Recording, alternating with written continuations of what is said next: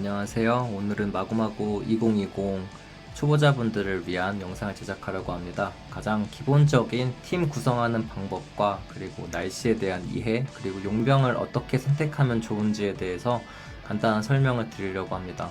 추후 궁금한 점이 있다면 댓글을 남겨주시면 질문에 대한 답변을 또 달아드리도록 하겠습니다.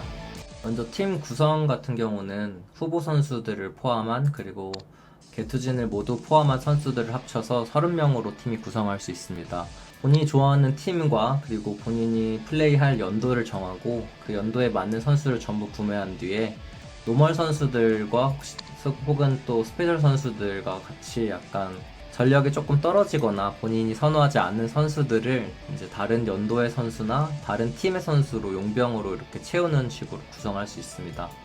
총 버프는 28명에서 30명까지 받을 수 있는데 30명이나 28명이나 버프를 받는 것은 동일하므로 용병은 최대 동일 팀 2명 그리고 동일 연도 2명으로 총 4명을 구성할 수 있습니다. 용병을 선택하는데 가장 중요한 것은 날씨 혹은 또 부족한 포지션인데요. 19년도 두산 같은 경우 타자는 완벽한 타선으로 약간 부족한 개투진에 투자하는 것이 좋습니다. 그래서 저 같은 경우는 해는 이제 같은 연도인 다른 팀인 조상우 선수를 영입했고, 그리고 B 같은 경우는 같은 팀이지만 다른 연도인 정재훈 선수를 영입했습니다. 용병을 이렇게 구성할 경우에 동일 연도 버프를 받고 동일 팀 버프를 받는데, 기본적으로 동일 연도 버프는 스탯 3이 붙고, 그리고 동일 팀 버프는 이제 눌러서 확인할 수가 있는데요. 투수 같은 경우는 여기 있는 제구력과 구속, 그리고 직구 계열과 변화구 계열 이런 스탯을 적용받을 수 있습니다. 버프를 받고 안 받고의 차이를 또 한번 보여드리자면, 지금 같은 경우는 29, 28로 돼 있어서 동일 연도가 아닌 다른 연도를 넣었을 경우 이제 전체적인 오버롤 감소하는 것을 확인할 수 있고요.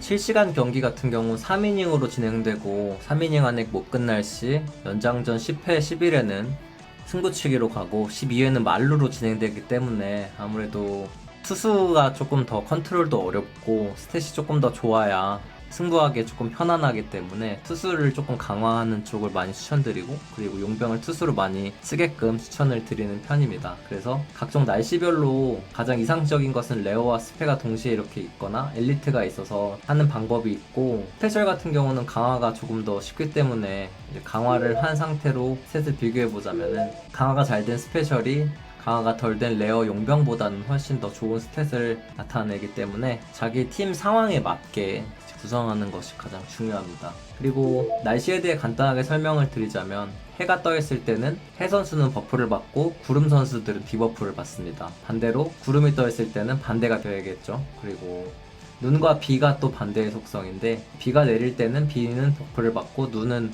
이제 페널티를 받는 듯이 진행이 됩니다. 여기에는 없지만 또 다른 속성 중에 무속성이 있는데, 무속성 같은 경우는 돔구장에서 플레이를 할 경우 무속성으로 되고 어떠한 선수도 버프, 디버프를 받지 않습니다. 그래서 무속성 투수는 제가 추천드리지는 않는데, 선발 같은 경우는 날씨를 제가 선택할 수 없기 때문에 무속성 선발 투수로 1이닝 정도 막는 건 괜찮습니다. 하지만 개투에는 웬만하면 무속성보다는 날씨별로 2개 정도를 하고, 그게 좀 불가능하다 하신 팀 같은 경우에는 본인이 주로 사용하는 선발 투수들을 위주로 했을 때 반대 속성을 조금 배치를 많이 한다든지 이렇게 해서 선택하면 좋습니다. 타자 같은 경우는 보통 후보 선수들이 대타, 대주자, 대수비로 등판하는 경우가 있습니다.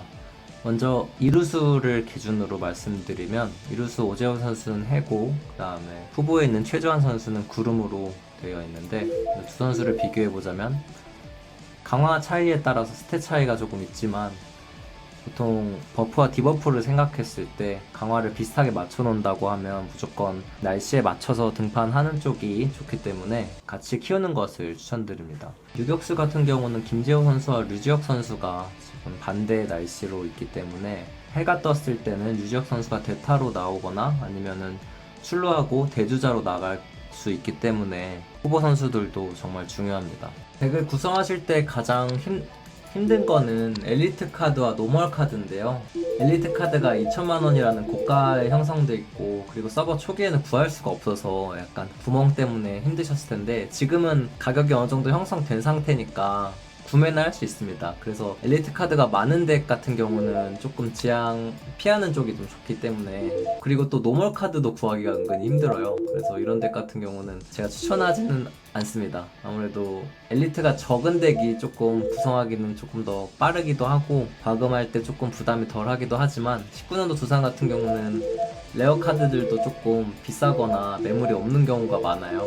강화하시는 분들이 많기 때문에 박건 선수는 강화 한번 하는데 이 정도 금액이 소모되니까 헤비한 덱, 가벼운 덱 이렇게 있을 때 추천을 잘 안 하는 편입니다. 최소 몇십 장 이상 과금하실 분들은 해도 좋다라고 조금 생방송 중에도 권장을 많이 하는 편이고요. 그리고 약간 노멀 선수들이 매물이 거의 안 올라와서 구성하기가 정말 힘들거든요. 이럴 때는 이렇게 계속 관심 선수로 등록해놓고 나중에 이렇게 구매하는 방법이 하나 있고, 강화지료 팩이라고 있어요. 여기서 보면 거래 불가능한 스페셜 10장과 노멀 100장을 주기 때문에 매주 이제 매일매일 미션 50개씩 받을 수 있는 보석과, 그리고 실시간 경기 등급 보상으로 나오는 보석을 통해서 조금 구매를 할 수 있거든요. 그래서 초보자분들도 빙고 열심히 하시면 또 보석이 쌓이니까 빙고로 보석을 얻고, 그 다음에 보석으로 이제 강화제로 팩을 구매하셔서 저 연도의 선수를 획득하는 쪽이 거래소에서 낮은 스탯을 획득하는 것보다는 조금 더 빠르니까. 그리고 마지막으로 한 가지 또 추천을 드리면,